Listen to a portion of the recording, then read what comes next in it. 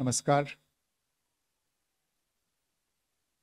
Meeting में शामिल होने के लिए आप सभी का धन्यवाद।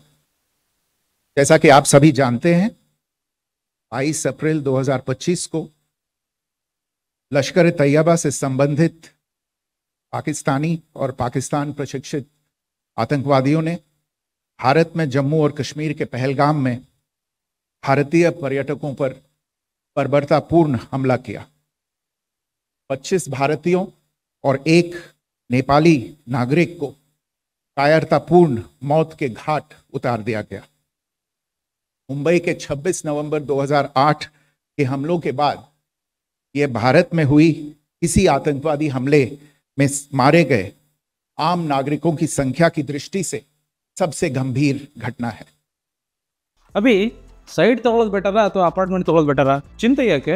ಒಬ್ಬ ರಿಯಲ್ ಎಸ್ಟೇಟ್ ಎಕ್ಸ್ಪರ್ಟ್ ಜೊತೆ ಮಾತಾಡು. ಹೌದಾ? ಹೇಗೆ? बॉस वाला बी द बॉस। पहलगाम का हमला अत्यधिक बर्बरतापूर्ण था, जिसमें वहां मौजूद लोगों को करीब से और उनके परिवारों के सामने सिर पर गोली मारी गई। हत्या के इस तरीके से परिवार के सदस्यों को जानबूझकर आघात पहुंचाया गया। साथ ही उन्हें यह नसीहत भी दी गई कि वे वापस जाकर इस संदेश को पहुंचा दें। यह हमला स्पष्ट रूप से जम्मू और कश्मीर में बहाल हो रही सामान्य स्थिति को बाधित करने के उद्देश्य से किया गया था। चूंकि पर्यटन फिर से अर्थव्यवस्था का मुख्य आधार बन रहा था, इस हमले का मुख्य उद्देश्य इसे प्रतिकूल रूप से प्रभावित करना था। पिछले वर्ष आप सभी जानते हैं 2.25 करोड़ से अधिक पर्यटक कश्मीर आए थे। इस हमले का मुख्य उद्देश्य इसलिए संभवतः यह था कि इस संघ राज्य क्षेत्र में विकास और प्रगति को नुकसान पहुंचाकर इसे पिछड़ा बनाए रखा जाए और पाकिस्तान से लगातार होने वाले सीमा पार आतंकवाद के लिए उपजाऊ जमीन बनाने में सहायता की जाए। हमले का यह तरीका जम्मू और कश्मीर और शेष राष्ट्र दोनों में सांप्रदायिक दंगे भड़काने के उद्देश्य से भी प्रेरित था। इसका श्रेय सरकार और भारत के सभी नागरिकों को दिया जाना चाहिए कि इन प्रयासों को विफल कर दिया गया। एक समूह ने खुद को रेजिस्टेंस फ्रंट TRF कहते हुए इस हमले की जिम्मेदारी ली है। यह समूह संयुक्त राष्ट्र द्वारा प्रतिबंधित पाकिस्तानी आतंकवादी समूह लश्कर ए तैयबा से जुड़ा हुआ है। यह उल्लेखनीय है कि भारत ने मई और नवंबर 2024 में संयुक्त राष्ट्र की 1267 कमेटी की सैंक्शंस मॉनिटरिंग टीम को अर्धवार्षिक रिपोर्ट प्रस्तुत की थी, जिसमें TRF के बारे में साफ इनपुट दिए गए थे। इससे पाकिस्तान स्थित आतंकवादी समूहों के लिए कवर के रूप में TRF की भूमिका सामने आई थी। इससे पहले भी दिसंबर 2023 में भारत ने इस टीम को लश्कर ए तैयबा और जैश ए मोहम्मद के बारे में सूचित किया था, जो TRF जैसे छोटे आतंकवादी समूहों के माध्यम से अपनी गतिविधियों को संचालित कर रहे हैं। इस संबंध में 25 अप्रैल को UN सिक्योरिटी काउंसिल प्रेस वक्तव्य में TRF के संदर्भ को हटाने के लिए पाकिस्तान के दबाव पर भी ध्यान दिया जाना चाहिए। पहलगाम आतंकवादी हमले की जांच से पाकिस्तान के साथ आतंकवादियों के संपर्क उजागर हुए हैं। रेजिस्टेंस फ्रंट द्वारा किए गए दावे और लश्कर ए तैयबा से ज्ञात सोशल मीडिया हैंडल द्वारा इसको रीपोस्ट किया जाना इसकी पुष्टि करता है।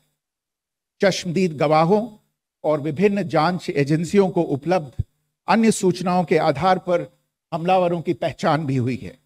हमारी इंटेलिजेंस ने इस टीम के योजनाकारों और उनके समर्थकों की जानकारी जुटाई है। इस हमले की रूपरेखा भारत में सीमा पार आतंकवाद को अंजाम देने के पाकिस्तान के लंबे ट्रैक रिकॉर्ड से भी जुड़ी हुई है, जिसके लिखित और स्पष्ट दस्तावेज उपलब्ध हैं। पाकिस्तान दुनिया भर में आतंकवादियों के लिए एक शरण स्थल के रूप में पहचान बना चुका है। यहाँ अंतर्राष्ट्रीय स्तर पर प्रतिबंधित आतंकवादी सजा पाने से बचे रहते हैं। इसके अलावा पाकिस्तान ने इस मुद्दे पर विश्व और फाइनेंशियल एक्शन टास्क फोर्स जैसे अंतर्राष्ट्रीय मंचों को जानबूझकर गुमराह करने के लिए भी जाना जाता है। साजिद मीर का मामला, जिसमें इस आतंकवादी को पाकिस्तान ने मृत घोषित कर दिया था और फिर अंतर्राष्ट्रीय दबाव के परिणाम स्वरूप वो जीवित पाया गया, इसका सबसे स्पष्ट उदाहरण है। यह स्वाभाविक है कि पहलगाम में हुए इस हमले से जम्मू और कश्मीर के साथ साथ भारत के अन्य भागों में भी आक्रोश देखा गया। हमलों के बाद भारत सरकार ने स्वाभाविक रूप से पाकिस्तान के साथ संबंधों को लेकर कुछ कदम उठाए। आप सभी उन निर्णयों से अवगत हैं जिसकी घोषणा 23 अप्रैल को की गई थी। तथापि यह आवश्यक समझा गया कि 22 अप्रैल के हमले के अपराधियों और उनके योजनाकारों को न्याय के कटघरे में लाया जाए। हमलों के एक पखवाड़े के बाद भी पाकिस्तान द्वारा अपने क्षेत्र या अपने नियंत्रण वाले क्षेत्रों में आतंकवादियों की इंफ्रास्ट्रक्चर के विरुद्ध कार्यवाही करने के लिए कोई स्पष्ट कदम नहीं उठाया गया है। उल्टे वो इनकार करने और आरोप लगाने में ही लिप्त रहा है। पाकिस्तान आधारित आतंकवादी मॉड्यूल्स पर हमारी खुफिया निगरानी ने संकेत दिया है कि भारत के विरुद्ध आगे भी हमले हो सकते हैं। अतः इनको रोकना और इनसे निपटना दोनों को बेहद आवश्यक समझा गया। आज सुबह, जैसा कि आपको ज्ञात होगा, भारत ने इस तरह के सीमा पार हमलों का जवाब देने और उन्हें रोकने तथा उनका प्रतिरोध करने के अपने अधिकार का प्रयोग किया है। ये कार्यवाही नपीतुली, नॉन एस्केलेटरी, आनुपातिक और जिम्मेदारीपूर्ण है। यह आतंकवाद की इंफ्रास्ट्रक्चर को समाप्त करने और भारत में भेजे जाने वाले संभावित आतंकवादियों को अक्षम बनाने पर केंद्रित है। आपको यह भी स्मरण होगा कि 25 अप्रैल 2025 को संयुक्त राष्ट्र सुरक्षा परिषद ने पहलगाम आतंकवादी हमले पर एक प्रेस वक्तव्य जारी किया था, जिसमें आतंकवाद के इस निंदनीय कार्य के अपराधियों, आयोजकों, फाइनेंसरों और प्रायोजकों को जवाबदेह ठहराने और उन्हें न्याय के दायरे में लाने की आवश्यकता पर जोर दिया गया था। भारत की आज की इस कार्यवाही को इसी संदर्भ में देखा जाना चाहिए। Good morning. Thank you all for joining this briefing. As you are all aware, on April 22, 2025, Pakistani and Pakistan-trained terrorists belonging to the Lashkar-e-Taiba carried out a savage attack on Indian tourists at Pahalgam in Jammu and Kashmir in India. They murdered 26 people, including one national of Nepal, causing the largest number of civilian casualties in a terrorist attack in India since the 26 November 2008 attacks in Mumbai.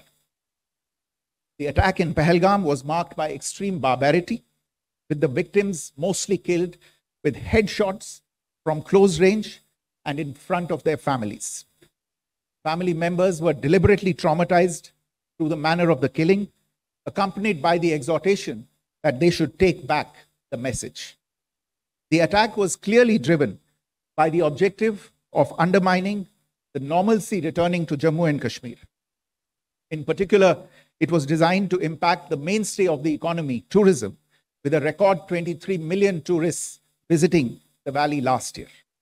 The calculation, presumably, was that harming growth and development in the Union Territory would help keep it backward and create fertile ground for continued cross-border terrorism from Pakistan.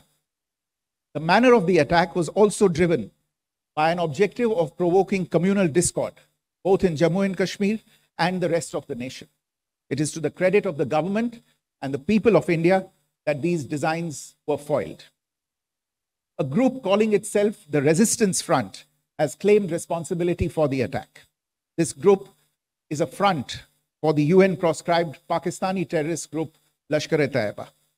It is notable that India had given inputs about the TRF in the half-yearly report to the monitoring team of the UN's 1267 Sanctions Committee in May and November 2024, bringing out its role as a cover for Pakistan-based terrorist groups. Earlier too, in December 2023, India had informed the monitoring team about Lashkar and Jaish-e-Mohammed operating through small terror groups such as the TRF, Pakistan's pressure to remove references to TRF in the April 25 UN Security Council press statement is notable in this regard. Investigations into the Pahalgam terror attack have brought out the communication notes of terrorists in and to Pakistan, the claims made by the Resistance Front, and their reposting by known social media handles of the Lashkar-e-Taiba speak for themselves. Identification of the attackers based on eyewitness accounts as well as other information available to law enforcement agencies has also progressed. Our intelligence has developed an accurate picture of the planners and backers of this team. The features of this attack also tie in with Pakistan's long track record of perpetrating cross-border terrorism in India, which is well documented and beyond question. Pakistan also has a well-deserved reputation as a haven for terrorists from around the world, with internationally proscribed terrorists enjoying impunity there. In addition, Pakistan has been known to willfully mislead the world and international forums, such as the Financial Action Task Force, on this issue. The Sajid Mir case, in which this terrorist was declared dead and then, in response to international pressure, brought back to life, found alive and arrested, is the most glaring example. The latest attack in Pahalgam has understandably generated deep anger in Jammu and Kashmir and in other parts of India. Following the attacks, the government of India naturally responded with a set of initial measures relating to our engagement with Pakistan. You're all aware of the decisions that were announced on the 23rd of April. However, it was deemed essential that the perpetrators and planners of the 22nd April attack be brought to justice. Despite a fortnight having passed since the attacks, there has been no demonstrable step from Pakistan to take action against the terrorist infrastructure on its territory or on territory under its control. Instead, all it has indulged in are denials and allegations. Our intelligence monitoring of Pakistan-based terrorist modules indicated that further attacks against India were impending. There was thus a compulsion both to deter and to preempt. Earlier this morning, as you would be aware, India exercised its right to respond and preempt as well as deter more such cross-border attacks. These actions were measured, non-escalatory, proportionate, and responsible. They focused on dismantling the terrorist infrastructure and disabling terrorists likely to be sent across to India. You would also recall that the Security Council on 25th April 2025 had issued a press statement on the Pahalgam terror attack, underlining, and I quote, the need to hold perpetrators, organizers, financiers, and sponsors of this reprehensible act of terrorism accountable and bring them to justice, unquote. India's latest actions should be seen in this context. Joining me for this briefing on our actions earlier this morning are Colonel Sophia Qureshi and Wing Commander Vyomika Singh. I will request them to share some details regarding Operation Sindoor with all of you.